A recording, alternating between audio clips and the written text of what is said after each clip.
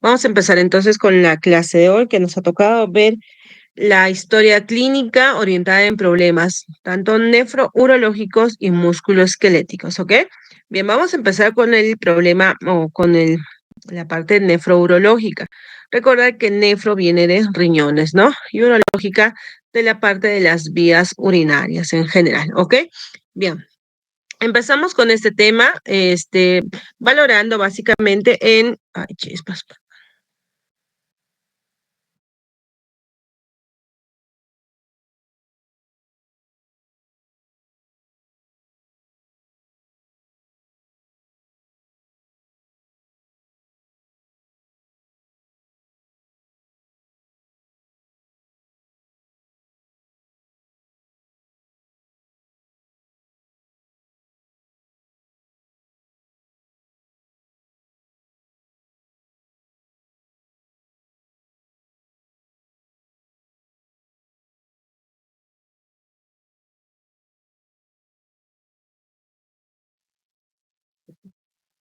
Bien, entonces, hablando el problema nefrourológico, vamos a presentar un caso clínico. Si se dan cuenta acá, tenemos unas imágenes de un paciente con algunas lesiones. Bien, con respecto a este caso clínico, vamos a tener en cuenta sobre un paciente varón de 73 años de edad con diagnóstico o antecedente de hipertensión arterial, arteriopatía coronaria, diabetes mellitus tipo 2 y una arteriografía periférica que se ha evaluado en una clínica y por ende, 10 días después de esta arteriopatía periférica, se encuentran unos cambios cutáneos después de esta cirugía, ¿no? Era una derivación femopoplitea.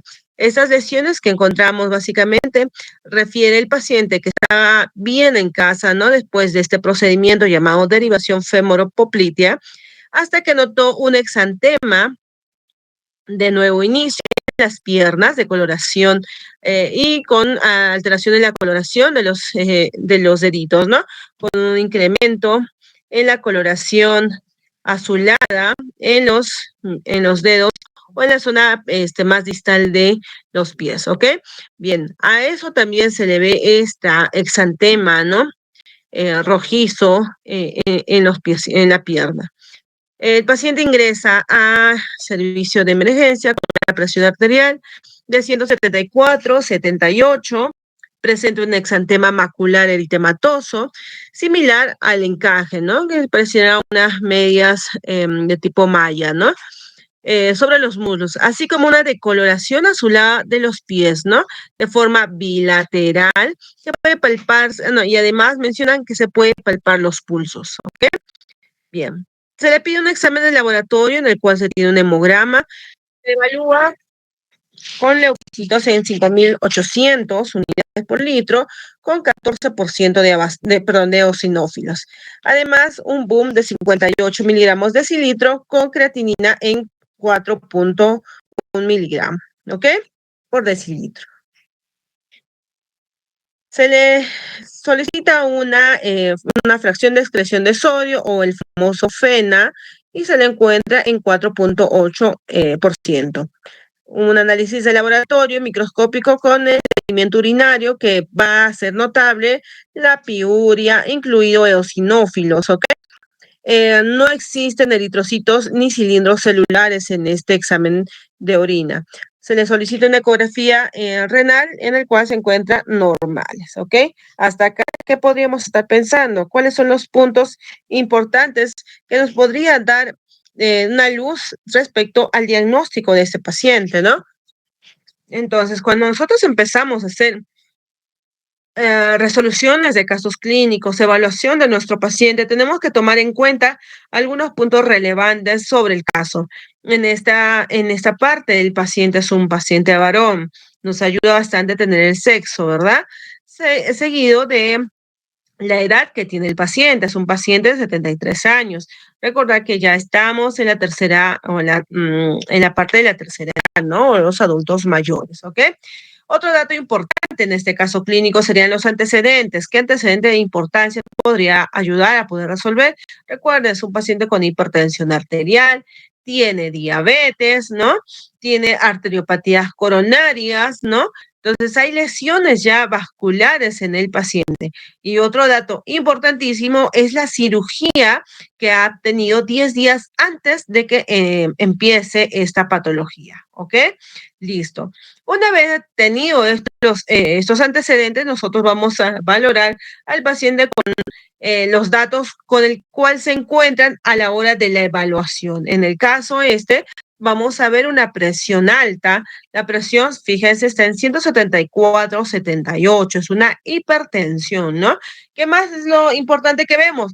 La coloración de los miembros inferiores, ¿no? Son un cambio de coloración que el paciente está presentando asociado al lívido reticularis. Esto es un signo llamado lívido reticularis, ¿ya? Que es el exantema macular eritematoso, ¿no? Tipo malla, ¿no? Entonces, es necesario valorar esto porque el lívido reticularis nos menciona o nos hace pensar en una hipoxemia o una disminución de fluido en los tejidos, ¿no? Entonces es necesario valorar. Aquí no está pasando fluidos adecuados, al igual que la coloración azul de los piecitos, ¿no? De la forma distal. Entonces, es necesario tener en cuenta estos puntos para poder determinar qué patología estamos teniendo. ¿Qué más es lo importante? Exámenes de laboratorio, ¿no? ¿Qué es lo importante? ¿Por qué estamos pidiendo algunos estudios? ¿Qué tiene que ver con el estudio nefrológico? Recuerden, fíjense, aquí tenemos un hemograma con leucocitos 5.800, lo normal es de 4.000 a 12.000 leucocitos, aquí está con 5.800, quiere decir que no hay signos de infección al menos, ¿no? Pero sí tienes la parte de los eosinófilos, 14%. Cuando valoramos eosinófilos, recuerden, lo normal de los valores de eosinófilos es de 0 a 1%, acá tiene 14. Entonces, un dato bastante importante. Aparte, lo que es el boom, ¿no? El boom está en 58 y la creatinina en 4.1. Entonces, son cosas que deberíamos resaltar para poder determinar algunas patologías en el paciente. Entonces, vamos con las primeras preguntas, ¿no? Vamos a ver, ¿cuál es la causa más probable de la lesión renal en este paciente? ¿Es un problema renal agudo, crónico reagudizado? ¿Cuál sería el problema? ¿Por qué? Porque lo que hemos encontrado es elevación del boom, elevación de la creatinina. Entonces, para ello yo necesito conocer algunos datos básicos, ¿no? ¿Cuáles son los valores normales de cada uno de estos? ¿Ok?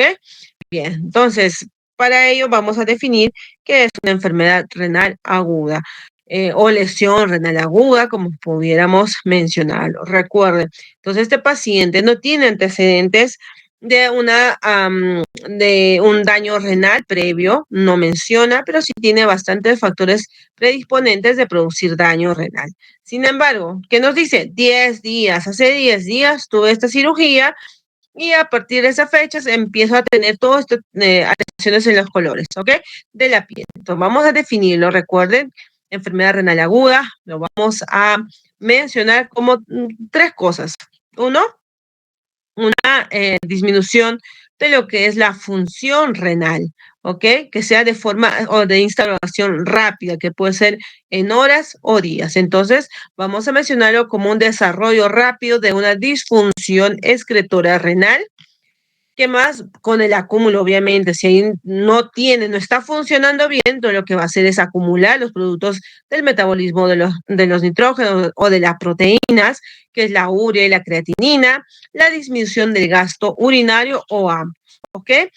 ¿Qué es lo que debería resaltar también acá? Que la enfermedad renal aguda es una enfermedad o un episodio agudo, que si trato adecuadamente, esto puede revertirse, ¿no? Puede volver a ser normal, pero si no trato adecuadamente, no estoy dando el tratamiento respectivo, podríamos llegar a una enfermedad renal crónica, ¿ok? Entonces, acá quiero que ustedes resalten que la enfermedad renal aguda puede ser reversible, ¿bien? Entonces, concepto básico de la enfermedad renal aguda, vamos a ver esto que se va a cambiar de acuerdo al tiempo. Empieza la lesión en el riñón, dependiendo cuál es el tipo de lesión que pueda producirse y los cambios que puedan iniciarse entre las 48 horas, nosotros vamos a conocerlo como enfermedad renal aguda de reciente instalación. ¿Cómo es que yo voy a ver las dos cosas que hemos dicho? Uno, disminución de la parte excretora, o sea, se va a quedar los productos nitrogenados, y la disminución y o, ¿no? La disminución del gasto urinario. La enfermedad renal aguda puede darse en horas, días, semanas, pero no más de 90 días, ¿ok? Más de 90 días de la misma lesión con los productos nitrogenados elevados, con disminución del flujo urinario, entonces nosotros vamos a catalogarlo como renal crónico, ¿ok? Importante recordar este aspecto de las enfermedades renales, ¿por qué? Porque vamos a tener algunas otras alteraciones. Tenemos que dar tratamiento lo más pronto posible, ¿ok? Para poder tener la reversibilidad de este daño. ¿Qué más? ¿Cuál es el rango de las concentraciones normales del nitrógeno en la urea sanguínea? Ay, no sé qué es nitrógeno, ¿cuánto debería ser? Entonces aquí tenemos que valorar algunos conceptos de valores normales con las funciones de este organismo, ¿ok? Bien, ¿qué es lo que vamos a encontrar? Entonces, el boom va a depender de múltiples factores que pueden estar incluidos. Recuerden, el boom, eh, los factores que puedan alterar los valores de este boom está el consumo de proteínas. Si el paciente ha consumido muchas carnes, muchos productos proteicos, puede haber una alteración, ¿no? Un falso positivo. El catabolismo de las proteínas endógenas o el estado de volumen del líquido intravascular, ¿no? La síntesis de la urea hepática y la función renal. Esto puede reflejar por eso que en los laboratorios tenemos un amplio rango de normalidad, de 5 a 20, es bastante amplio, ¿no? Entonces recuerden que hay alteraciones que puedan producir el incremento de las concentraciones tanto normales de la urea, ¿ok? O de la función ureica, ¿ok? Igual. Entonces, conociendo que existen algunos productos que pueden darnos falsos positivos o negativos, vamos a tener que buscar y preguntarnos, ¿no? Si el boom es un reflejo confiable de la función renal, ¿no? ¿Podemos asociar al boom y decir, sí, es una falla renal a 100%, así a ciegas? No, entonces es necesario valorar qué cosa, pros y contras. ¿Es necesario confiar en la función renal al boom? Entonces, vamos a ver que esto va a alterarse. El boom se puede disminuir eh, siendo secundario a la dieta, ¿no? Digamos, si sabemos que el boom es básicamente los productos nitrogenados o el producto del metabolismo de las proteínas, y si mi dieta está bajo en proteínas, ¿no? Entonces, probablemente mi boom vaya a ser disminuido. Recuerden, hay pacientes que son veganos, vegetarianos, no comen carnes, entonces en ellos el boom va a ser falso positivo, ¿no? Vamos a encontrar disminuido en estos casos, pacientes con desnutrición o con alteraciones de la función hepática, asociado también a lo que nosotros debemos considerar la influencia de todos los factores, tanto la concentración de creatinina en el suero, que es un factor de predicción de la función renal más confiable que el boom, ¿ok? Entonces es importantísimo conocer esto porque vamos a aplicarlo constantemente, ¿ok? El boom elevado, ¿puede existir falsos positivos? Sí, ¿no?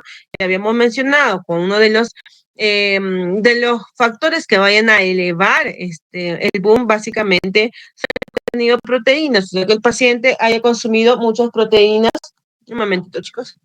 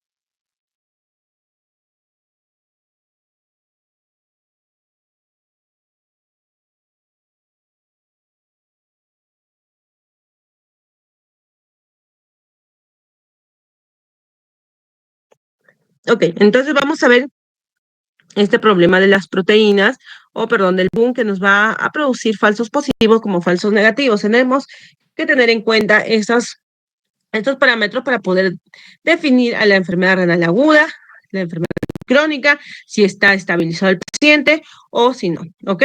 Entonces, vamos a preguntarnos entonces, ¿cuál es la concentración normal de la creatinina sérica? Porque ya habíamos mencionado que lo más importante o el producto que nos va a ayudar a poder determinar esta enfermedad es la creatinina, ¿no? Que es mucho más confiable que el boom. Entonces, necesitamos conocer cuánto es el valor normal, es cierto. Recuerden entonces que la creatinina sérica va a ser también, ¿no? Va a ser producida y liberada por los músculos. Recuerden, producida y liberada por los músculos si es que existe una variación significativa. Entonces, si tenemos un paciente bien musculoso, probablemente nos dé falsos positivos. A lo mismo que un paciente desnutrido nos va a dar falsos negativos. Entonces, es necesario recordar. Bueno, con respecto a la concentración de la creatinina sérica, va a depender tanto de la masa muscular, ¿no? O sea, que esté fortachón el paciente, va a depender del estado nutricional, de la edad, el género y la etnicidad, ¿ok? Recuerden, edad, género y la parte étnica.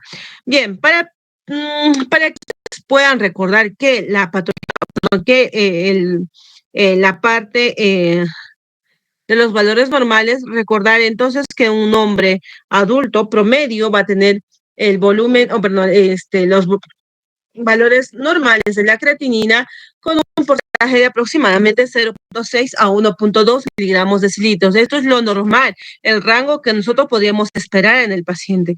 Al igual que una mujer adulta, ¿no? En la mujer adulta, el promedio es de 0.5 a 1.1 miligramos por decilitros. Un momento, chicos.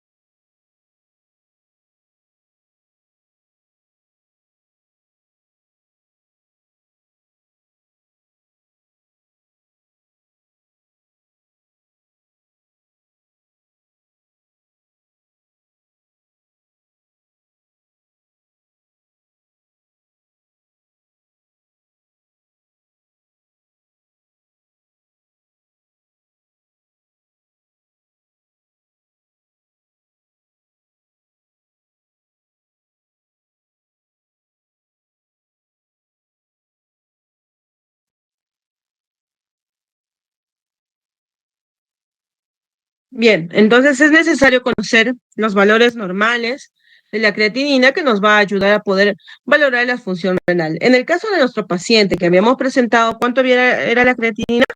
La creatinina era 4.3, ¿no? Entonces estaba por encima del valor normal esperado en un paciente adulto, adulto mayor, ¿no? 0.6 a 1.2 en varones, 0.5 a 1.1 en mujeres. ¿Por qué la diferencia de un punto? Recuerden que las mujeres tienen menos parte muscular, ¿no? Y los varones es más parte muscular. Entonces es necesario tener en cuenta estos puntos para que podamos reconocer alguna patología al respecto. ¿Por qué se aumenta la creatinina? Recuerden entonces, tenemos que ir averiguando en nuestros pacientes, haciéndoles preguntas para tener una buena anamnesis, donde son las la parte personal, si tiene un antecedente personal de neuropatías, si tiene familiares como antecedentes familiares de nefropatías hereditarias, al examen físico, si tenemos, no sé, una parte sugerente de una enfermedad renal crónica o la analítica que nos pueda sugerir una enfermedad renal crónica.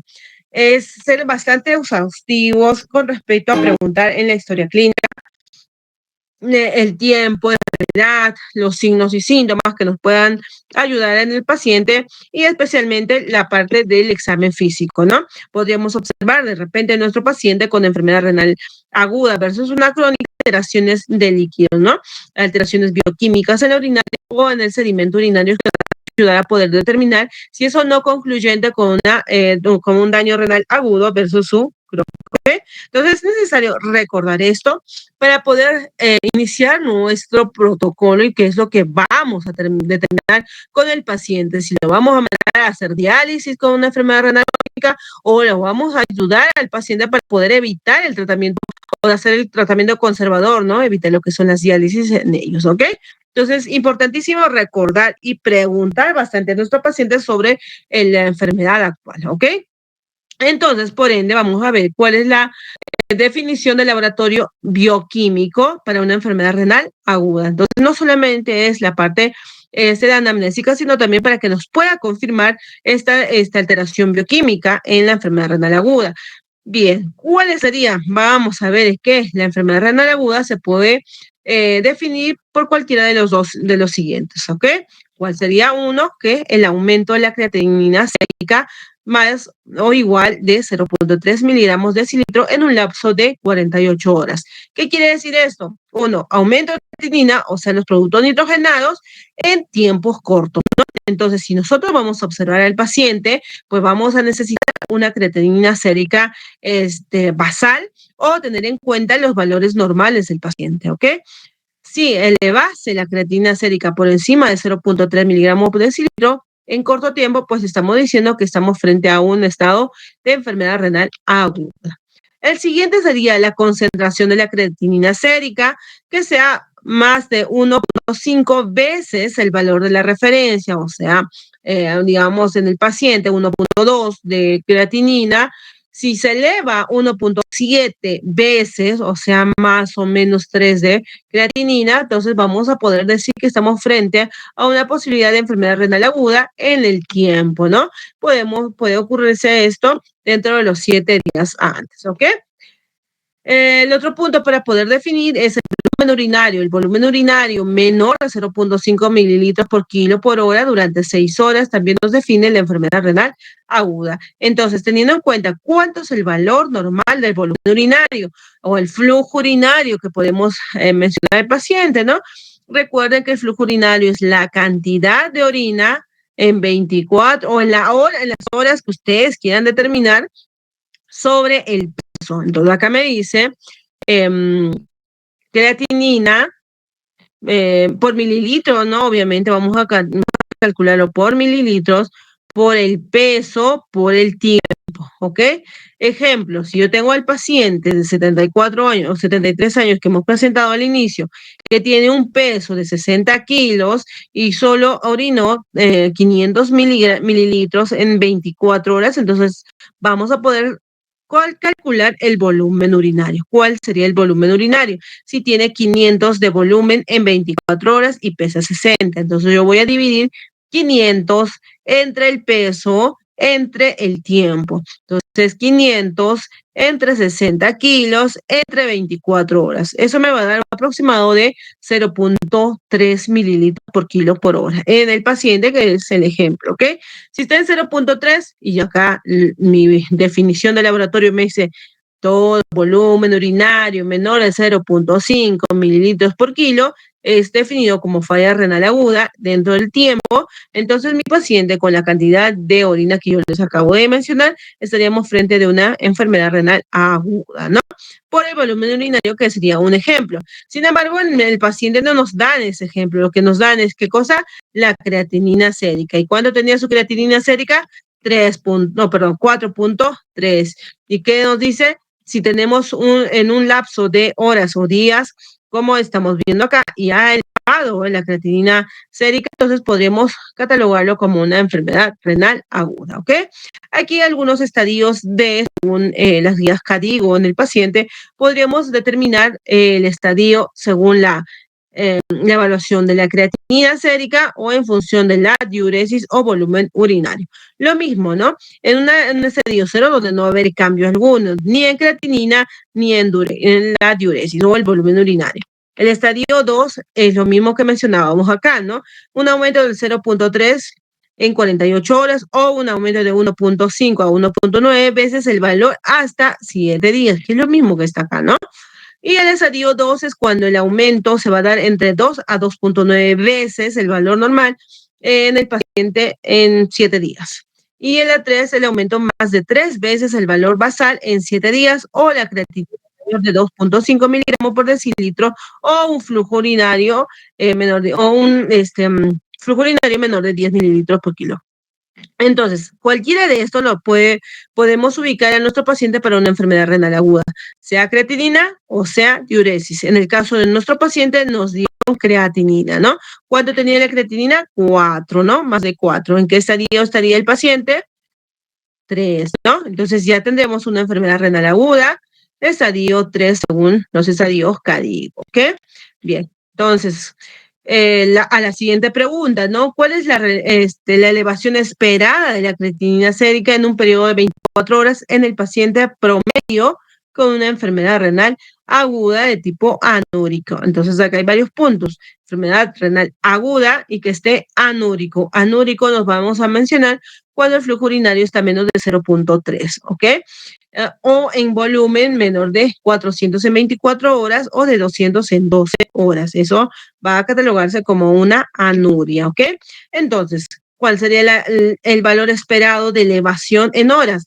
Vamos a ver que en el caso de una lesión renal anúrica, la creatinina sérica puede aumentar entre 1 o 2 miligramos por decilitro día, ¿ok? Siempre y cuando es una lesión anúrica. Ahora, esto puede verse mayores tasas de incremento en pacientes con estados catabólicos extremos. ¿A qué le llamamos estados catabólicos? A los estados como fiebre, infecciones, sepsis, shock séptico, ¿no? Son estados catabólicos. En estos estados catabólicos, pues el volumen o el valor de la creatinina se va a elevar, ¿ok? Entonces es necesario valorar. Ahora, en otros casos, como en pacientes con lesión por aplastamiento, rhabdomiólisis, aplastamiento quiere decir que pues le cayó una pared, pues le cayó algo y hay una complicación en la parte muscular. Aquí se va a elevar la creatinina mayor de 3 gramos por decilitro día, ¿ok? Son algunas consideraciones que deberíamos tener en cuenta para poder valorar cuál sería la causa de nuestra elevación de creatinina. Por ende, vamos a buscar qué factores de riesgo se relacionan con el desarrollo de la enfermedad renal aguda y cuáles serían los síntomas de la enfermedad renal aguda. Una cosa es factores, qué cosa van a influir en el daño o en el desarrollo de esta enfermedad y cuáles serían los síntomas. Recuerden entonces, chicos, que algunos factores de riesgo que pueden influir es las enfermedades preexistentes como una enfermedad renal crónica de repente, ¿no? Es algo persistente. La edad avanzada del paciente, la diabetes y la raza negra son algunos factores de riesgo. Sin embargo, los síntomas en una enfermedad renal aguda, recuerden que generalmente los síntomas suelen estar ausentes. No vamos a encontrar unos síntomas así evidentes, ¿no? Que digan, esta es una enfermedad renal aguda. No, podríamos encontrar en los pacientes con enfermedad renal aguda, dependiendo la severidad, ¿no? Y más vamos a tener los signos y síntomas de acuerdo a la causa subyacente, ¿no? Podemos encontrar disminución del flujo urinario, edemas periféricos, hematuria macroscópica, disnea y síntomas de uremia, si están presentes. ¿A qué le llamamos síntomas de uremia? cuando la urea está más de 150 miligramos por decilitro en el paciente y pueda asociarse a alteraciones urémicas, ¿ok? Hay aumento de urea y acá existen los síndromes urémicos, ¿no? La neuropatía urémica, encefalopatía urémica, cardiopatía urémica, gastropatía urémica, ¿no? Entonces son varios factores o zonas del sistema en general que puedan alterarse. Entonces es necesario valorar sobre la cantidad de urea que tiene nuestro paciente y probablemente pueda existir más los síntomas urémicos que un síntoma en general como una enfermedad renal aguda, ¿ok? Bien, acá vamos a ver un cuadro en el cual nos va a ayudar a poder valorar lo que son los factores de riesgo, ¿no? Habíamos mencionado la edad avanzada, la raza, especialmente la raza negra, los problemas genéticos, alteraciones o antecedentes como hipertensión, diabetes o síndrome metabólico, ¿ok? Una lesión renal aguda puede llevar a una lesión renal crónica, siempre y cuando nosotros no damos el tratamiento adecuado, nos demoramos demasiado o simplemente dejamos pasar.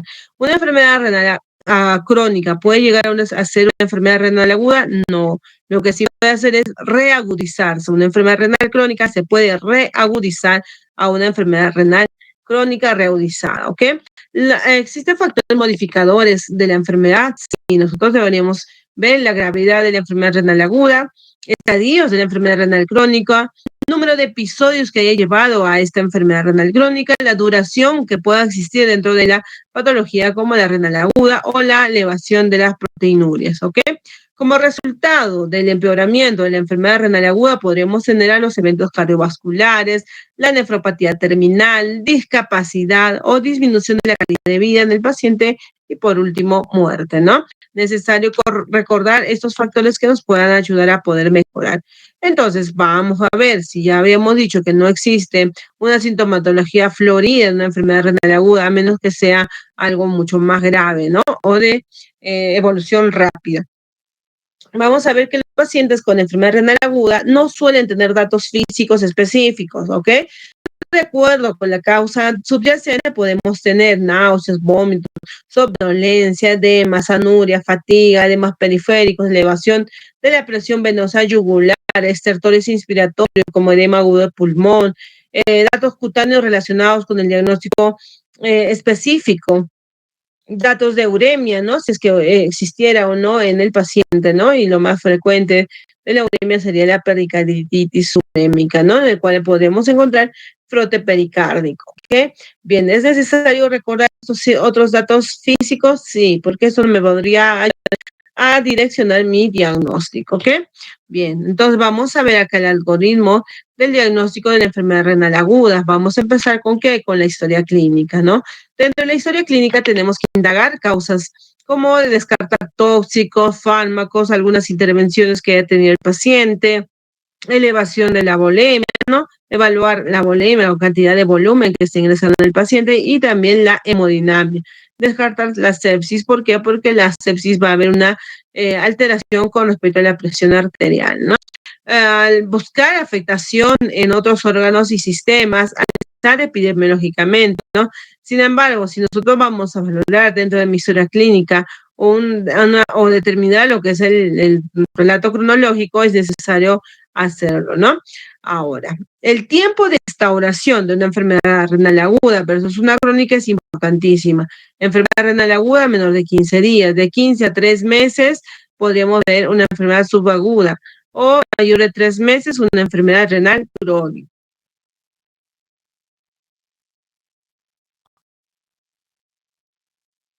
¿Qué vamos a pedir entonces? Vemos la clínica o la historia clínica, vemos el tiempo y vamos a ver los parámetros de la funcionalidad y análisis básicos, ¿no? ¿Qué voy a pedir al paciente? Entonces vamos a pedir un examen de orina, un examen de hemograma, el famoso FENA, para que pueda ayudar a determinar si es una enfermedad aguda funcional o una enfermedad renal aguda establecida. Y para ello también podemos hacer el uso de lo que son la parte de imágenes, una ecografía abdominal pélvica, buscando lo que es el riñón y si hay algunas alteraciones como la dilatación del riñón, ¿no?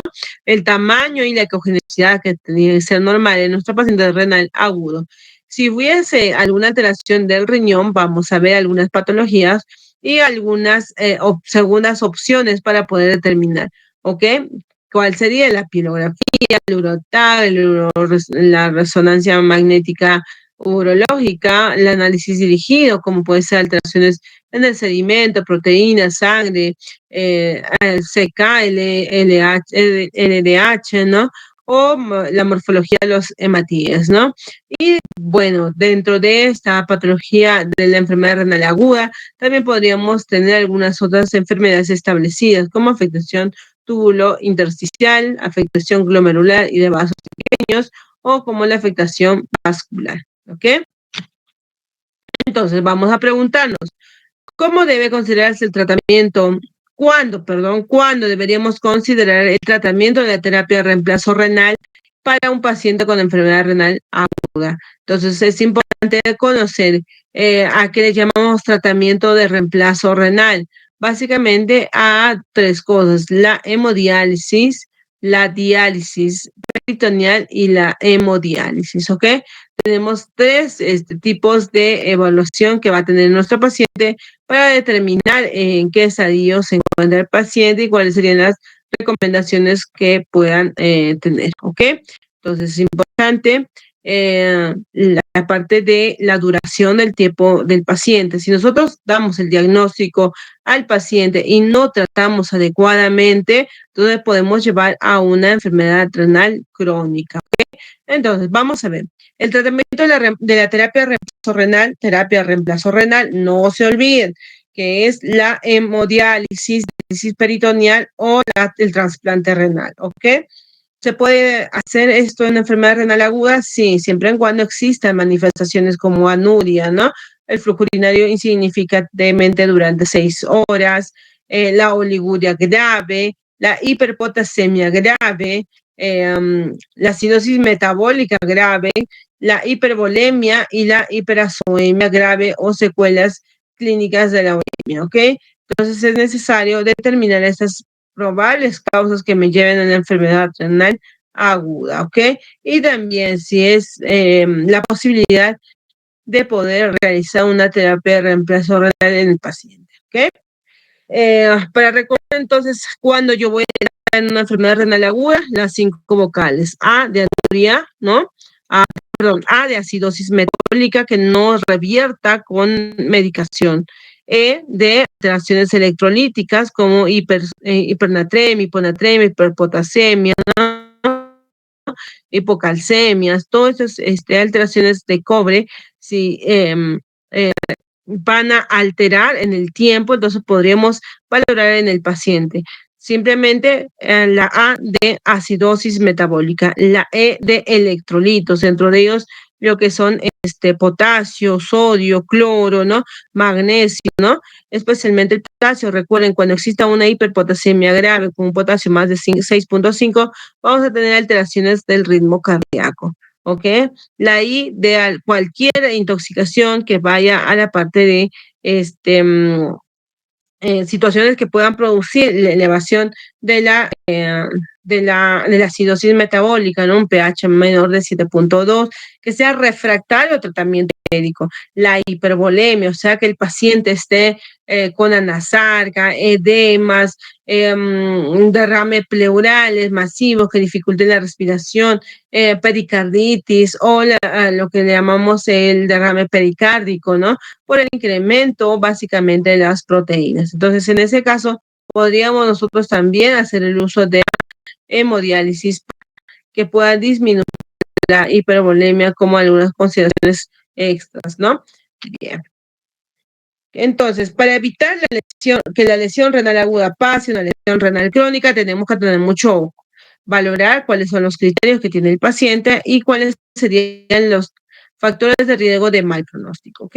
Bien, entonces vamos a buscar cuál es la evolución natural de la enfermedad renal aguda, evolución natural. Entonces recuerden que dependiendo de algunos pacientes con enfermedad renal aguda, conducen a una nueva enfermedad llamada crónica, ¿no? Esto va a depender del elemento preexistente o la enfermedad renal crónica preexistente que está en riesgo de la progresión de la enfermedad renal, ¿no?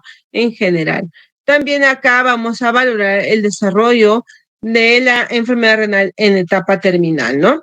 Valoremos también sobre los pacientes con enfermedad renal aguda que van a experimentar una recuperación renal. Recuerden entonces que esto puede ser reversible, ¿no? Reversible. Sin embargo, cuando la función renal se recupera al principio y los pacientes que padezcan esta enfermedad estén con mayor riesgo de desarrollar una enfermedad renal crónica. Entonces es necesario evaluar constantemente sobre la creatinina o el flujo urinario para que el paciente podamos desarrollar esta enfermedad, ¿ya? ¿Cuál es la definición de una enfermedad renal crónica?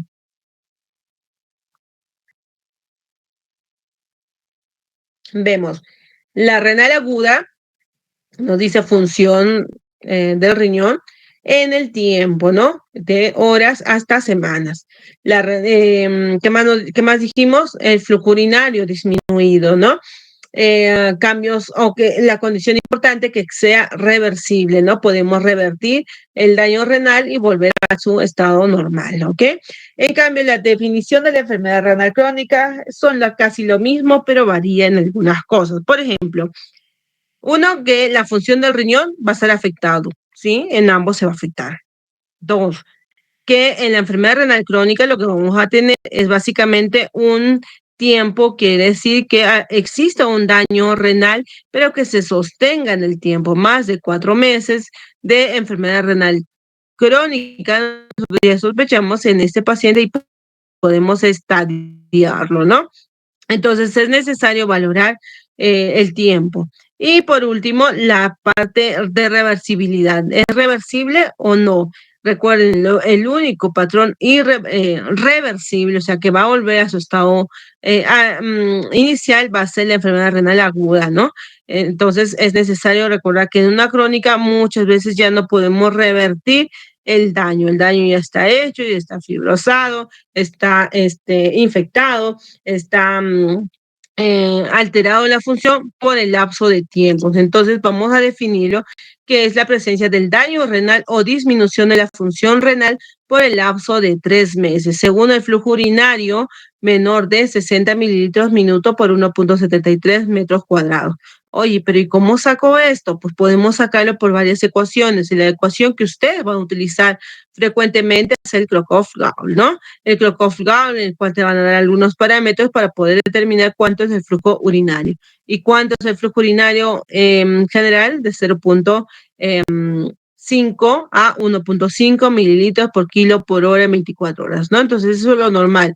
Sin embargo, si nosotros vamos a valorar que este flujo urinario va a disminuirse en un paciente renal agudo versus un crónico, pues vamos a ver la duración, ¿no? Entonces acá tenemos una diferencia entre la enfermedad renal aguda y la enfermedad renal crónica. Lo más importante, esto que es reversible la aguda y reversible la crónica, ¿ok?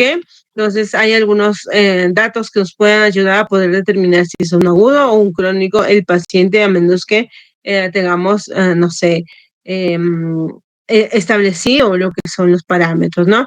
Las causas de estas enfermedades, recuerden que la enfermedad renal crónica, las causas más frecuentes son las patologías crónicas, ¿no? Diabetes, hipertensión, glomerulopatía, glomerulonefritis, todas esas cosas podrían darnos la enfermedad renal aguda, ¿ok? O versus una crónica. ¿Qué más? Que en la enfermedad renal crónica la alteración también va a ser de forma estructural, ¿no? ¿Cuál es la estructura? Que va a haber alteraciones en el tamaño, en la fibrosis del riñón, ¿ok? ¿Cuáles serían las causas entonces de la enfermedad renal aguda? ¿Pueden coincidir con la enfermedad renal crónica? Sí, ¿no? Entonces, si una aguda no lo tratamos adecuadamente, se va a convertir en una enfermedad renal crónica, ¿ok? Entonces, cuanto más rápido hagas el diagnóstico, más rápido tienes que definir cuál es el proceso que continúa. Bien, vamos a ver entonces que la enfermedad renal aguda puede llegar a una enfermedad crónica, sí. ¿Por qué? Por cualquiera de las causas que pueden evolucionar. Sin embargo, hay una mayor tasa de progresión en el paciente con necrosis tubular aguda o las nefritis intersticiales agudas, ¿ok? Algunas complicaciones de esta enfermedad renal aguda, complicaciones sistémicas, cerebro, corazón, estómago, huesitos, hígado o los pulmones. Dentro de ellos podríamos iniciar el tratamiento respectivo, ¿no? Entonces es necesario recordar que esas patologías puedan conllevar a un daño general, ¿ok? ¿Cuáles serían las categorías de anatómicas de enfermedad renal aguda? ¿Existen estas categorías? Sí. ¿Cuáles son? Tres, ¿no? ¿Cuáles serían? Bien, vamos a ver, ¿sí? Esta es la fisiopatogenia de lesión renal aguda. Las categorías serían la prerrenal, la intrínseca y la porrenal. La prerrenal tiene que ver con todo lo que llega antes al riñón, ¿ok? La renal es todo lo que hay en el riñón y lo que va a quedar por salida, por la función. A partir de la salida de la orina, como son los uréteres, acá vamos a tener en cuenta que eso sería un postrenal, ¿ok? Entonces, prerrenal, por encima de los globitos, postrenal, la que va a obstruir, ¿no? No está dejando salir nada de los desechos, y la intrínseca, que la intrínseca simplemente hace y no hace algunas cosas, ¿no? Entonces es necesario recordar esto en espacios anatómicos que nos puedan mencionar, ¿ok? Bien, ¿alguna alteración o causa de la enfermedad renal prerrenal? Recuerden que esto daño o deficiencia de la perfusión, disminución del gasto cardíaco, hipovolemia, la disminución de volúmenes circulantes o eficiencia de la autorregulación renal. Acá tenemos la regulación, recuerden, nosotros estamos bien, pero cuando empezamos a hacer de repente, no tomamos líquidos, no hacemos ejercicios, esperamos que el hospital nos pague, sí nos van a dar, o el lugar donde vayan a estar, para la reversibilidad. Entonces, es necesario que ustedes puedan determinar dónde está el daño, ¿ok? Prerrenal, volumen, gasto cardíaco y la parte de volumen circulante. La intrínseca es necesario riñones, ¿ok? Daño netamente en el parénquima renal. Puede ser dado por alteraciones de los glomérulos, alteraciones de los túbulos o alteraciones de la parte vascular. Y la porrenal, obstrucción, o sea, ya salió del riñoncito y algo ha obstruido y eso está haciendo que dañe más al riñón y produzca más daño, ¿ok? Entonces, más sobre estos visión que se tiene. ¿Ok? Entonces, ¿qué nos va a llevar a la enfermedad renal aguda? Recuerden, depresión prerrenal. Cuando no hay depresión de volumen, puede haber daño de datos a alguna enfermedad glomerular intrínseca, enfermedad vascular intrínseca, hipersensibilidad intrínseca, ¿no? Depósitos de cristales o de expulsión de algo previo, vamos a llamarlo intrínseco, o sea, propio del riñón. Y por último, la parte de la sospecha de obstrucción, ¿no? Si es obstrucción, sería postrenal. ¿Qué me va a ayudar a poder determinar eso? La ecografía, ¿no? Que nos va a evidenciar las vías dilatadas en el paciente produciendo renal aguda de forma obstructiva, ¿ok? Igual la clasificación de algunas causas principales, recordar entonces que la enfermedad renal aguda se va a presentar como prerrenal más del 65%, un daño intrínseco más del 30% y el postrenal 5%. Entonces, teniendo en cuenta este porcentaje, la que más frecuentemente vamos a ver la prerrenal. Entonces, ¿qué habíamos dicho de la prerrenal? Volumen, ¿ok? La intrínseca, glomérulos, túbulos o vascular. Entonces, es necesario tener en cuenta estos puntos que nos va a ayudar a determinar la posibilidad de tratamiento, ¿ok? La lesión renal aguda de tipo prerrenal, o sea, todo lo que está por encima del riñoncito, que puede darse en general. Vamos a buscar el mecanismo de la generación de esta enfermedad renal prerrenal. ¿Cuál sería? Volumen, ¿no? Volumen, disminución del flujo sanguíneo renal, que va a dar al final la respuesta como una enfermedad renal aguda, ¿ok? ¿Cómo yo voy a saber si es una enfermedad renal aguda de tipo prerrenal? Podemos solicitar exámenes de laboratorio en el cual podemos ver album o la creatinina sérica en suero, que pueden ser una relación de mayor de 20 a 1, ¿no? Esto cuando existe el aumento de absorción de la urea por los túbulos proximales. Sin embargo, también vamos a pedir una fracción de excreción de sodio o el famoso FENA, que tiene que ser menor de 1% en pacientes con oliguria, o sea, es necesario determinar cuál es la causa, ¿no? ¿Es un renal, un porrenal o renal? En este caso, prerrenal, la creatinina, la fena o la fracción de excreción de sodio, algunos datos de fena que pueden ser influenciados más por la furosemida, en pacientes con exposición recientes o de forma activa, ¿no? Los diuréticos básicamente pueden usarse en lo que es la función de excreción de la urea, ¿ok?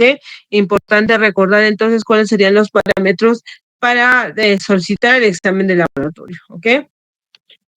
Acá tenemos algunas características del sedimento urinario en la enfermedad renal aguda prerrenal, que vamos a encontrar algunos cilindros hialinos. ¿Cuáles son los cilindros hialinos en el paciente? Son similares a estos, pero con algunas coloraciones distintas, ¿no? Ahora, ¿cuáles son las causas de la enfermedad renal aguda prerrenal? Aquí vamos a ver, una de las causas es la volemia, pérdida del volumen del corazón. ¿Y cuál es el volumen del corazón? O el volumen en general, para decir hipovolemia, sangre, ¿no? De repente estamos en una anemia severa, falta de agua, ¿no? Eso hace que nuestro organismo empiece a secarse y producir menos presión arterial. Entonces es necesario valorar estos parámetros para poder darle el diagnóstico de enfermedad renal aguda prerrenal, ¿ok? Algunos otros factores que puedan predisponer el daño, los AINES, el síndrome cardiorrenal, un shock séptico o distributivo, una hipercalcemia o un síndrome hepatorrenal, ¿ok? También podemos tener la estenosis de las arterias renales. Síndrome compartimental abdominal, ¿ok? Acá vamos a hacer una diferencia bastante importante de de la función renal de acuerdo a los tipos de daño renal y sobre las patologías que puedan llevarnos a esto, ¿ok? Por ejemplo, el pulso o los patrones de presión venosa yugular, el gasto cardíaco, la reversibilidad eh, vascular sistémica, ¿no? Entonces vamos a ver quiénes tienen por ahora, ¿ok?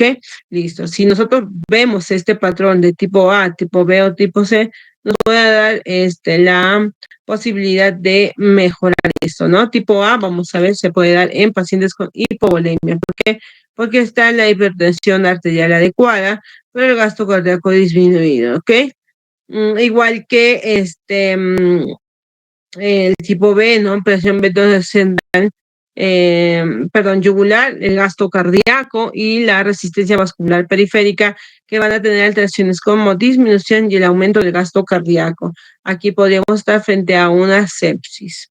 Y por último, vamos a ver al síndrome cardiorrenal, porque dentro de la evaluación o evolución del paciente, el paciente no se encontraba para nada el trastorno sensorio ni la agitación que tenía el paciente, ¿verdad? Entonces es necesario valorar estos tipos. eh, Vamos a valorar frente a qué tipo nos vamos a encontrar, ¿ok? Seguido de la otra forma de enfermedad renal aguda es la intersticial o la intrarrenal. ¿Cuáles son son las subcategorías de esto? Ya habíamos mencionado, ¿no? ¿Cuáles son? Sabemos el prerrenal, en tal caso el parenquimatoso, intrarrenal o intersticial va a tener unos subtipos, ¿no? ¿Y cuáles son los subtipos? Daño vascular, glomerular, intersticial o la necrosis tubular aguda, ¿ok? Que esa se va a dividir tanto en isquémica y tóxica. ¿Cuáles serían las causas entonces vasculares de la enfermedad renal aguda intrarrenal, ¿no? O intersticial? Primero, para poder yo valorar las causas, perdón, para yo poder valorar la vasculatura, necesito saber las características correspondientes a la parte hematológica, ¿no? Para que podamos valorar el ingreso del gasto cardíaco. Entonces, ¿por dónde va a ingresar? Tenemos que recordar cuáles son la parte anatómica del riñón, ¿no? Para ello vamos a ver que va a iniciarse en la arteria renal tanto derecha e izquierda, va a seguir por la arteria segmentaria, llega a las arterias, la arteria renal, vamos a dividirla como arterias segmentarias, segmentado superior, medio e inferior, ¿ok? Una vez que dividamos eso, pues vamos a tener a la arteria interlobular, ¿no? Estos son lóbulos, entonces interlobular para que pueda seguir lo que son las arterias radial intercostal y la arteriola eferente, ¿no? Entonces esto es la parte de irrigación del riñoncito que tenemos que entender para poder determinar el daño renal intrarrenal, ¿ok? Entonces, a diferencia de las causas vasculares, la enfermedad renal prerrenal que inducen flujo sanguíneo renal bajo, por ejemplo, es la constricción de la arteria eferente, ¿no? Incluso las causas vasculares de esta enfermedad ocasiona enfermedades parenquimatosas renales. ¿Cuáles serían entonces las causas vasculares de esta enfermedad intrarrenal? Causas vasculares. Acá tenemos una serie eh, de patrones que puedan decirnos si está o no teniendo alguna patología renal, ¿no? Por ejemplo, el dolor repentino en flanco y enfermedad renal aguda con un paciente con fibrilación auricular, pues que es lo que vamos a ver, básicamente puede estar relacionado embolia de la arteria grasa, ¿ok?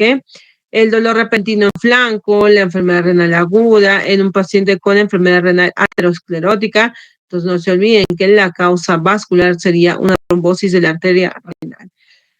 La otra, la inflamación que afecta a las paredes de las arterias renales podrían darse básicamente como la vasculitis de vasos grandes y medianos. Este trastorno suele ser posterior a una instrumentación, entonces podemos definirlo como una enfermedad básicamente aterotrombótica, ¿ok?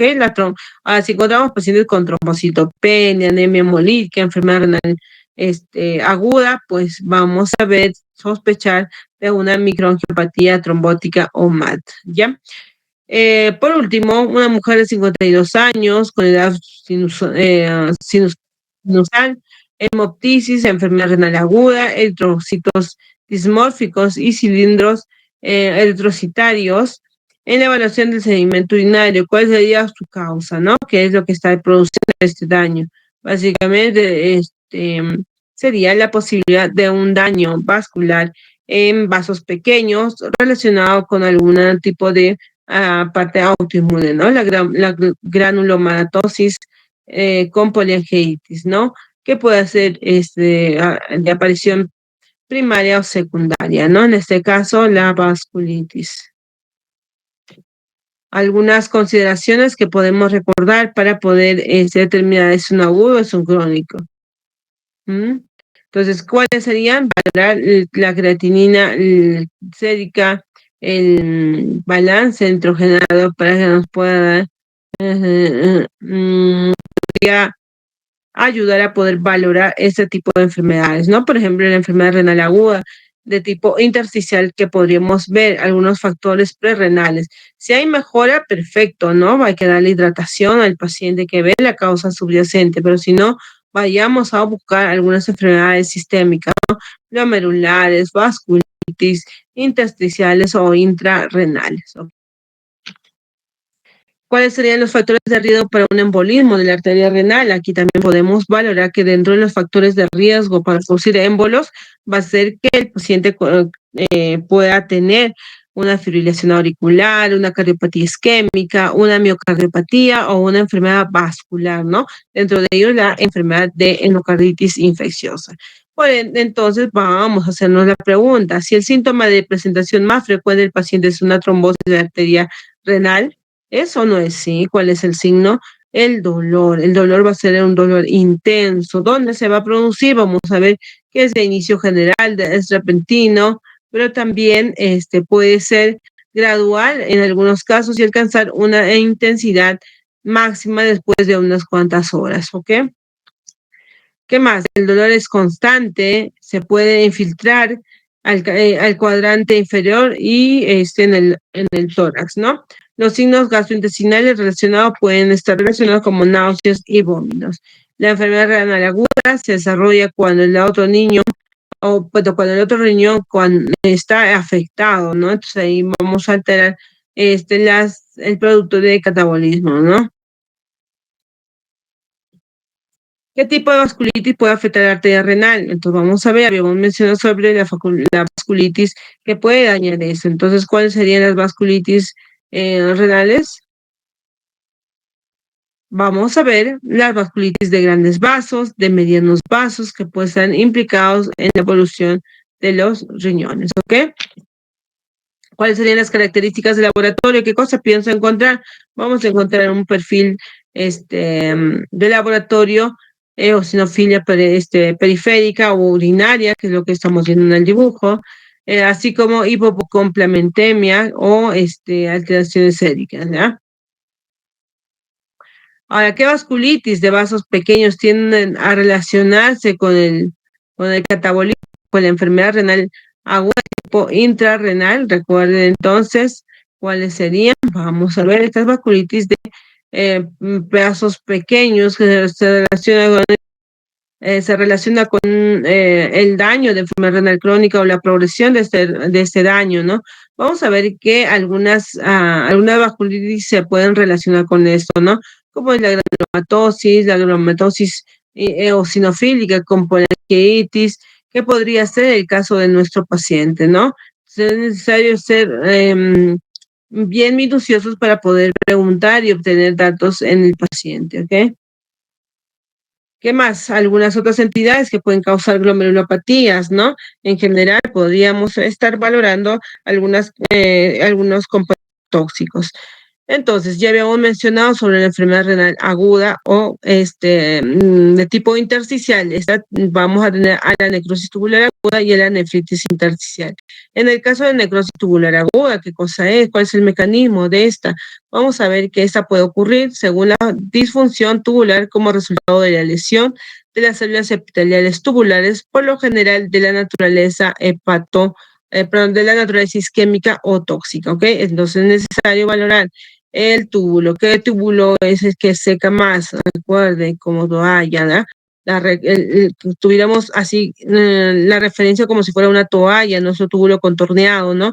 Una toalla que va a secar el líquido, pues si en vez de darle líquido estamos dando poco, no va a secar nada, va a atrofiar. Y si le damos algunos productos tóxicos, también se puede atrofiar y lo que vamos a tener es simplemente una evaluación con respecto a la parte isquémica o tóxica del rinocito.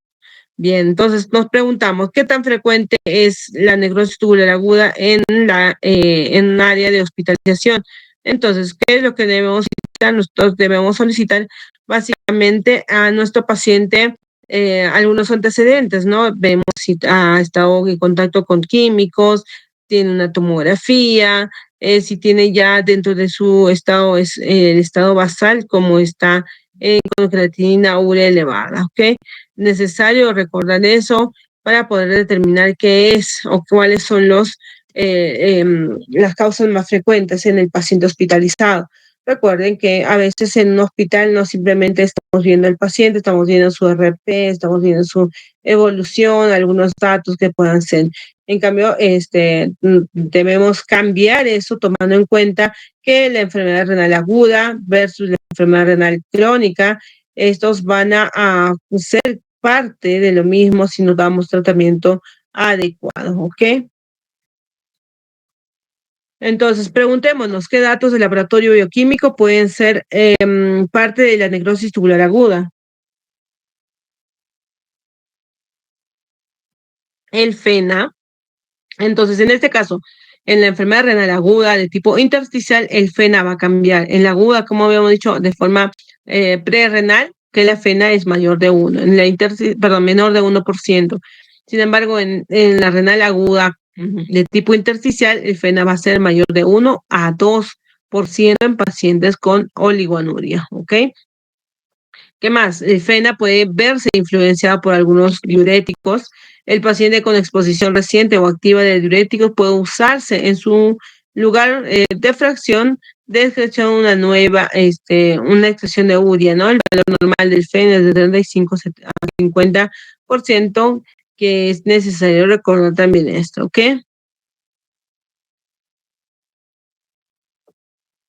¿Qué más vamos a ver? ¿Cuáles serían las características del sedimento urinario? Fíjense acá, este es un sedimento urinario de una necrosis tubular aguda.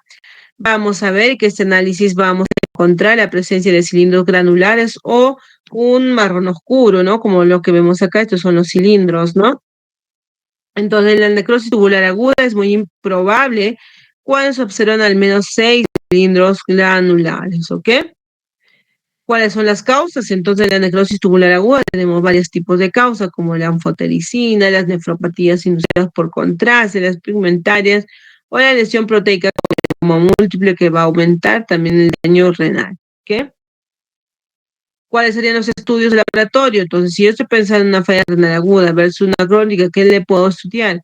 Básicamente, ¿no? Laboratorio y examen físico. ¿Cuál sería el laboratorio?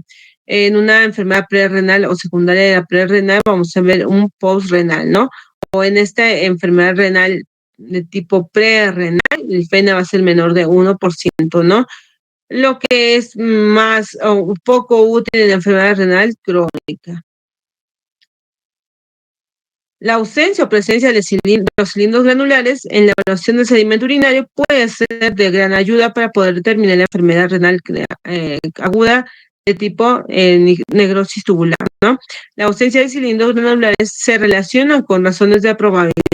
No necesariamente le vamos a ver un montón, ¿no? Sin embargo, con 6 en esta evolución ya es mucho, ¿no? La presencia del menos 6 cilindros granulares se va a relacionar con una razón, ¿no? De la probabilidad que va a haber 10 de probabilidad frente a la necrosis tubular aguda o de 0.10 sobre una enfermedad renal aguda de tipo prerrenal. Entonces, el reto de líquidos en el paciente, si es que el reto de líquido ayuda al paciente y tiene la recuperación de la función renal más rápido, entonces estamos frente a una enfermedad prerrenal y no a una intersticial o necrosis tubular aguda. Acá vamos a valorar la temporalidad y el propósito de la nefropatía inducida por contraste, ¿no? Realmente el contraste hace daño al riñón. Si el riñón está ya previamente dañado, entonces vamos a ver que suele desarrollarse esta enfermedad por contraste entre las 24 y 48 horas después de la exposición al contraste, ¿ok? Al igual que la mayoría de los casos, hay una recuperación renal con el regreso a la normalidad de la función renal entre 5 y 10 días, ¿ok?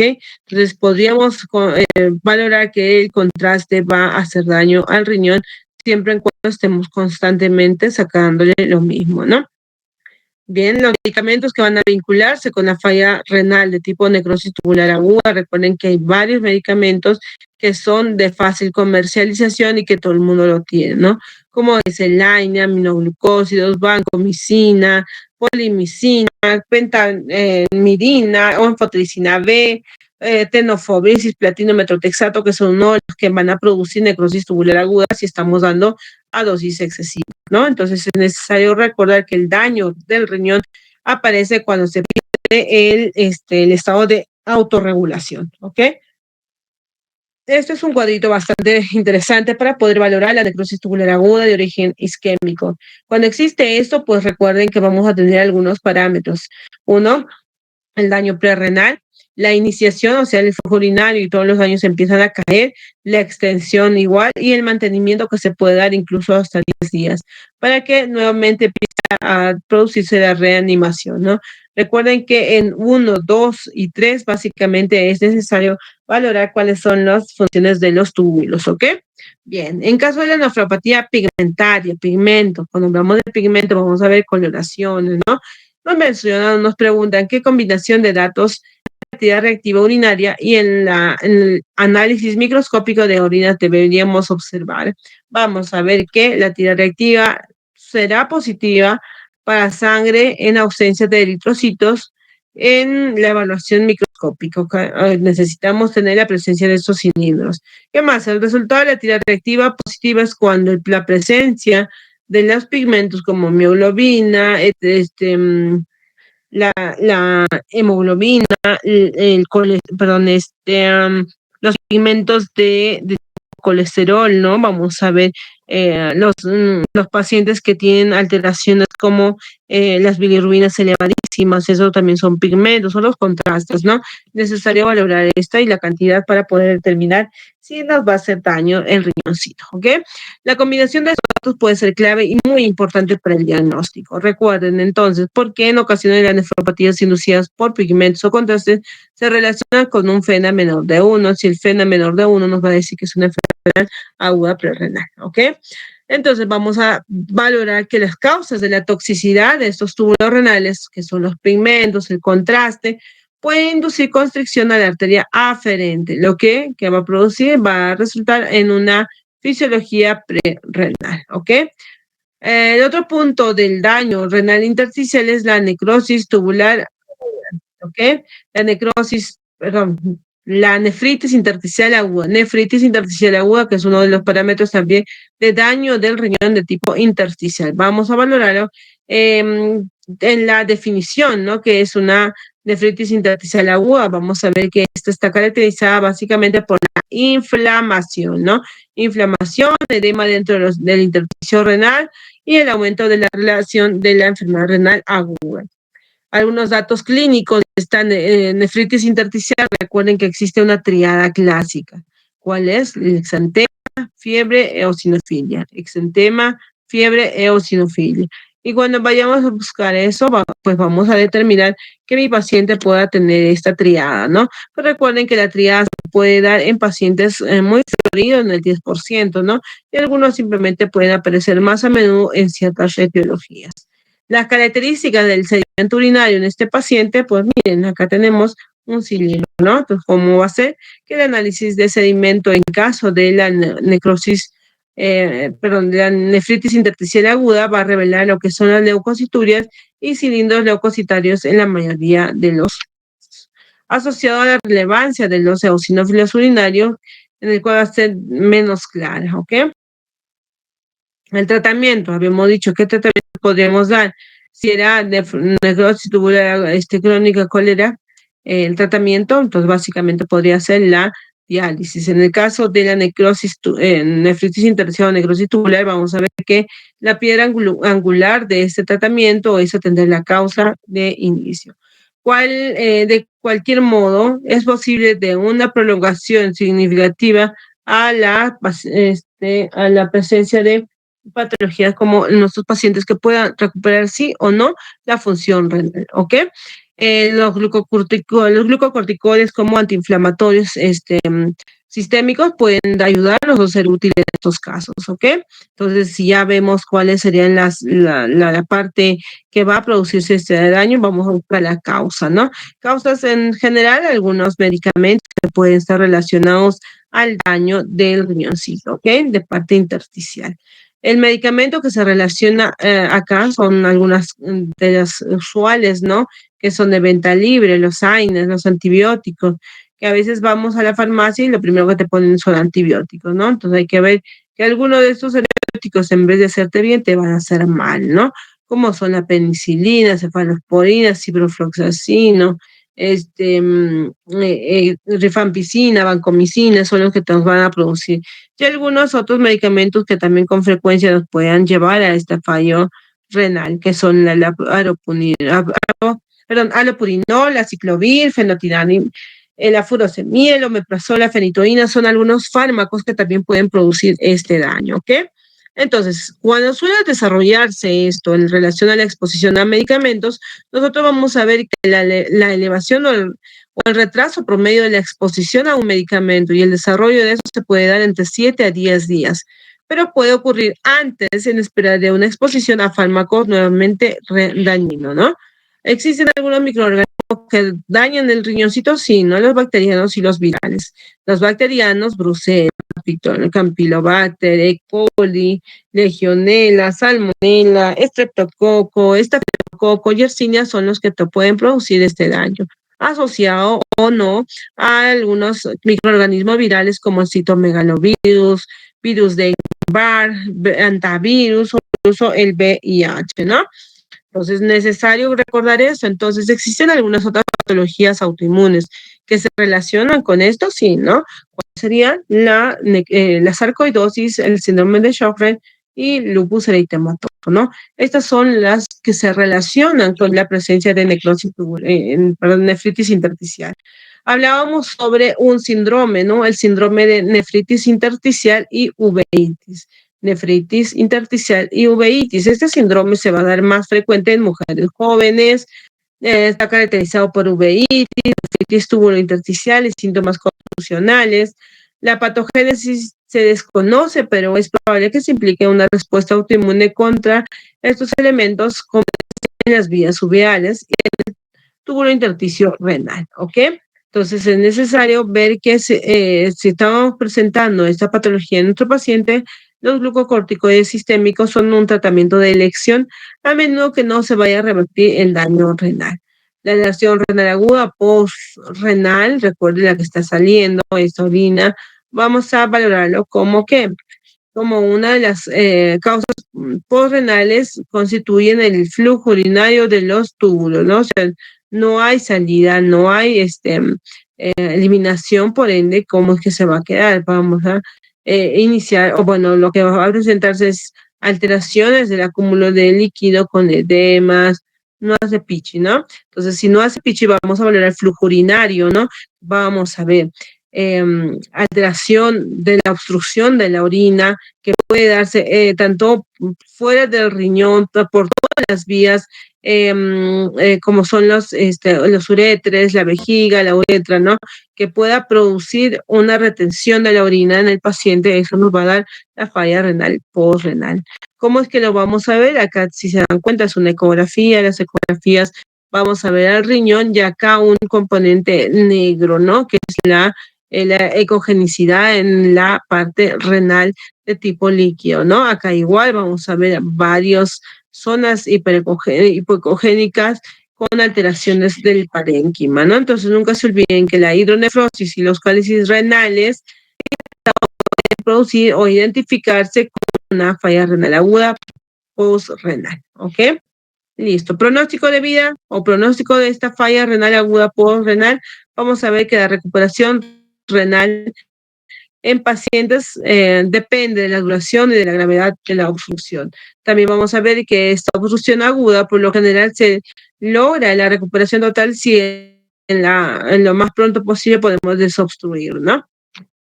Las causas probables de esta enfermedad renal crónica, aguda, tipo postrenal, la hiperplasia de próstata, cáncer de próstata, nefrolitiasis, neurogénica, son las que van a tener en el lugar de postrenal, ¿no?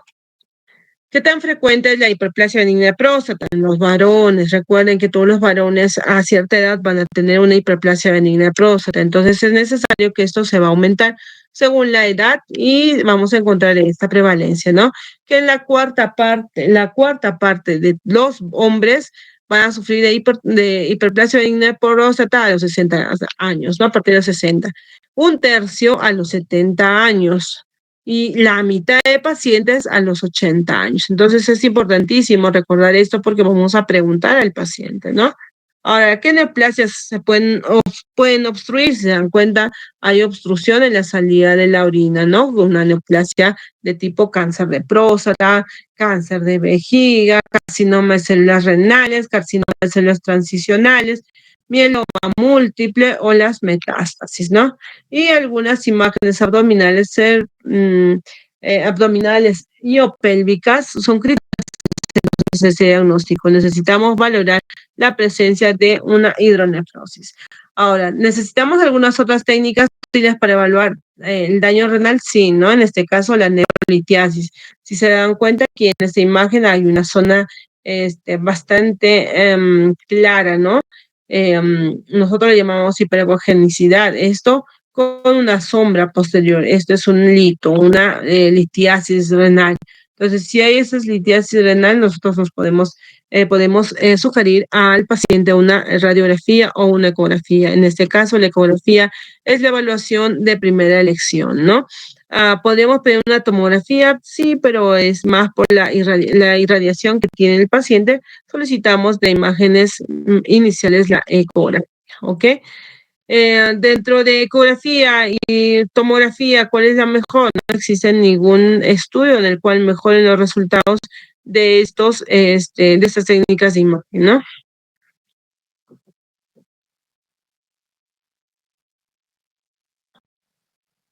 Valoremos entonces otras causas de obstrucción mecánica, ¿no? Que pueden obstruir la enfermedad, o obstruir la parte de la salida del orina para presentar una enfermedad renal postrenal. Podemos ver estenosis uretral, coágulos sanguíneos, obstrucciones intratubulares o fibrosis peritoneal, ¿no? Ahora, ¿existen algunos medicamentos que se relacionan con vejiga neurogénica? Sí, ¿no? Estos medicamentos pueden ser los anticinérgicos, narcóticos, hipnóicos, sedantes, antipsicóticos, antidepresivos, antiespasmódicos, todo lo que podríamos dar en nuestro paciente que pueda producir vejiga neurogénica.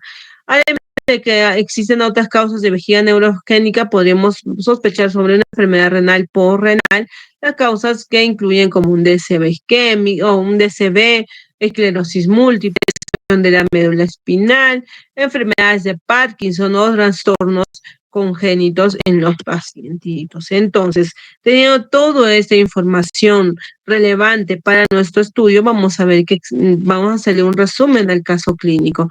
Habíamos visto que se trata de un varón de 73 años, antecedente de enfermedad vascular, 10 días después de una cirugía de derivación femoropoplitea, ¿no? Con cambios cutáneos de aparición reciente, y se determina que tiene qué cosa, una enfermedad renal aguda, ¿no?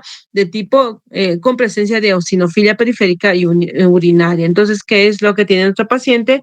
Vamos a ver que esta enfermedad renal aguda de tipo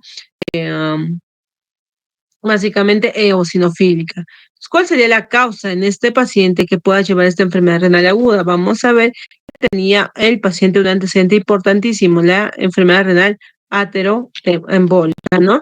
¿Qué ocurre cuando las placas aterohematosas de las grandes arterias y se van a alterar y van a obstruir, ¿no? O van a embolizar en las arterias o arteriolas renales más pequeñas, lo que puede causar esta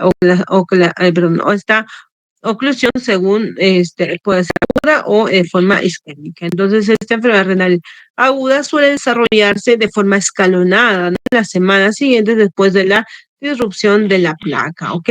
Entonces, en nuestro paciente, ¿cuáles serían los factores epidemiológicos de riesgo relacionados con la enfermedad renal aguda, ¿no? De tipo ateroembólica? ¿Cuáles serían? La edad avanzada, el sexo masculino, hipertensión, diabetes o raza blanca. ¿Qué más? Preguntas. Entonces, la clave de los antecedentes ¿sugieren enfermedad ateroembólica en este caso? Claro, ¿no? Los antecedentes del procedimiento que sufrió el paciente con intervención o un procedimiento intravascular reciente, ¿no? Que puede darnos el diagnóstico de la enfermedad renal crónica, aguda de tipo ateroembólica. ¿Qué características entonces nos ayuda? Vamos a ver que dentro de esta enfermedad vamos a ver los datos de cutáneos, ¿no? El líbido reticular, los dedos del pie de color azul y la eosinofilia periférica y urinaria, en este caso, son consistentes con la enfermedad renal aguda de tipo aterotrombótica. Más preguntas referentes a, entonces, ¿cuál es la utilidad del FENA en este caso? Recuerden que este FENA nos va a ayudar a poder determinar si es un agudo prerrenal o un agudo intersticial o renal, ¿no?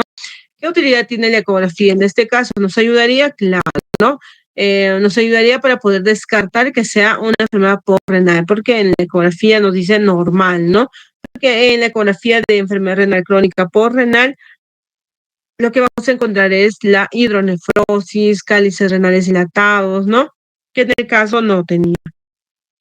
¿Qué procedimientos suelen precipitar?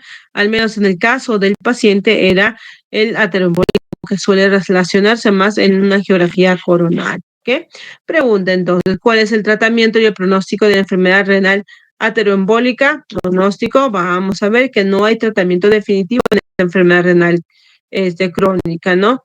Vamos a sospechar ya del daño ateroembólico, por ende, los factores de riesgo subyacentes deberíamos retirarlos por ahora, ¿no?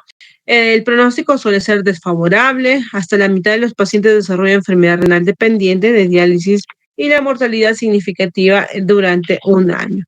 Puntos claves para no olvidarnos entonces, vamos a ver la enfermedad renal aguda, que es el desarrollo rápido en horas o días de la disfunción excretora renal y se caracteriza por el acúmulo de los productos del metabolismo del nitrógeno, ¿no? Urea, creatinina, disminución del gasto urinario o ambos, ¿ok?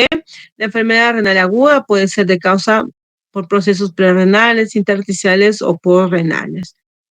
La enfermedad renal prerrenal es causada por una disminución de la función renal del parénquima.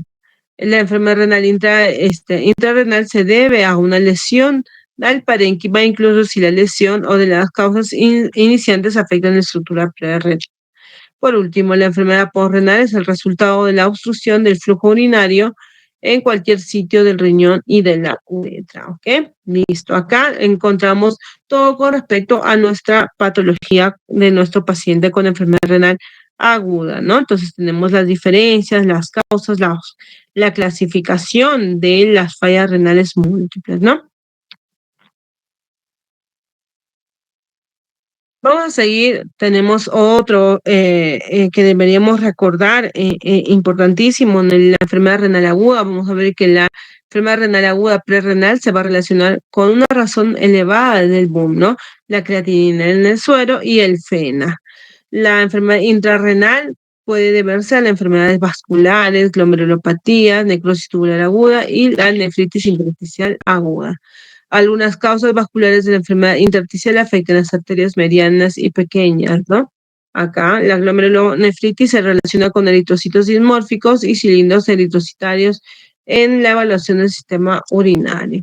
¿Qué más vamos a ver? Que la necrosis tubular se vincula con el FENA mayor de 1.2%, la presencia la presencia de los cilindros granulares en la evaluación del sedimento urinario, la nefritis intersticial aguda se relaciona con la triada, ¿no? Fiebre, exantema y eosinófilos, ¿no? ¿Qué más? La posrenal se relaciona con hidronefrosis, cálices renales dilatados en las imágenes. Aquí tenemos un segundo caso en el cual nos va a ayudar a poder determinar algunas otras causas de la falla que les puedo poner para que puedan seguir evaluando según las características que nos viene en este caso clínico, ¿ok? Algunos fármacos que también están influenciando estos daños en el paciente. Vamos a ver que tenemos algunos resúmenes de casos también para que ustedes puedan ir valorando la relevancia del estudio de los exámenes en general, ¿ok? Igual acá otros casos que podemos ir practicando respecto al diagnóstico, tratamiento, exámenes complementarios utilizar en cada uno de estos casos para que vayan practicando, ¿ok? Por último, vamos a ver la historia clínica orientada a problemas musculoesqueléticos. Tenemos un caso clínico, un paciente varón de 35 años de edad que es casado, tiene una ocupación que es ejecutivo de ventas. El paciente ingresa al servicio en la sexta semana de una intervención quirúrgica de la rodilla con diagnóstico de una ruptura completa del ligamento cruzado anterior de la rodilla derecha, ¿no? A causa de intentar esquivar a un adversario en un partido de fútbol hace un mes.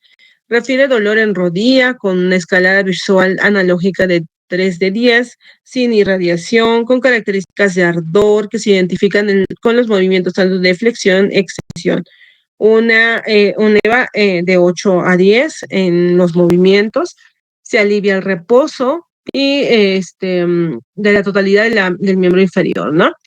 También menciona que refiere que existe algunas alteraciones en su actividad básica, tales como vestirse, desplazarse, subir escaleras, administrar su hogar y finalmente existen algunos problemas que la restringen con la participación social y laboral. Al examen físico vamos a ver tener una observación inicial, el paciente ingresado con ayuda de los 2 bastones canadienses, ¿no? O sea, muletas. Se aprecia una alteración de la rodilla que imposibilita los movimientos de flexión, extensión, al subir las camillas, realizando compensaciones para evitar carga del peso de su extremidad afectada. Además, vamos a ver que en las expresiones faciales demuestran que hay dolor en la articulación. En la inspección vamos a valorar en la rodilla que presenta aumento de volumen en la rodilla derecha, lagunas en la extensión de la rodilla, disminución del volumen muscular del miembro inferior derecho.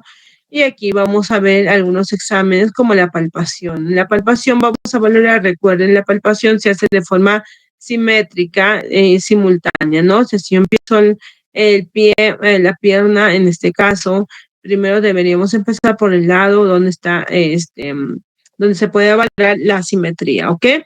Bien, vamos a tener algunas consideraciones. ¿Por qué yo voy a evaluar solamente rodilla? No voy a poder solamente evaluar el huesito, los ligamentos, sino también tengo que valorar el trigger point, que es el bíceps sural derecho, ¿no?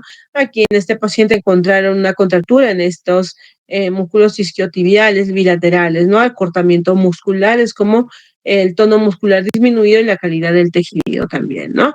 ¿Qué otra cosa yo debería valorar en el paciente? Vamos a valorar lo que son los rangos osteomusculares, ¿no? Si se dan cuenta, aquí vamos a tener el tipo de cuánto debería ser en flexión, cuánto debería ser en extensión en el paciente. Valoremos grados, los grados que nos ayudan, ¿no? De este caso, el paciente tiene una flexión de 35% y la extensión menos 10%. La fuerza muscular, según este global M3, valorando lo que es la prueba de Thomas y la prueba de isquiotibiales, ¿no? Esto nos va a ayudar a poder valorar si hay alguna alteración musculoesquelética también, ¿no?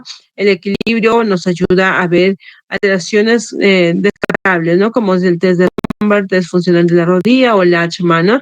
Lachman que nos va a ayudar a poder valorar si existe o no los tipos de bostezo, ¿no? La escala de Daniels, que es una escala también utilizada para poder valorar lo que es la fuerza muscular. Es importantísimo recordar esta escala de Daniels que, bueno, actualmente han modificado y han dejado de utilizar, pero es importante que lo reconozcan para poder valorar la fuerza muscular en el paciente, ¿ok? Listo, con esto terminamos, chicos. No sé si hay alguna pregunta.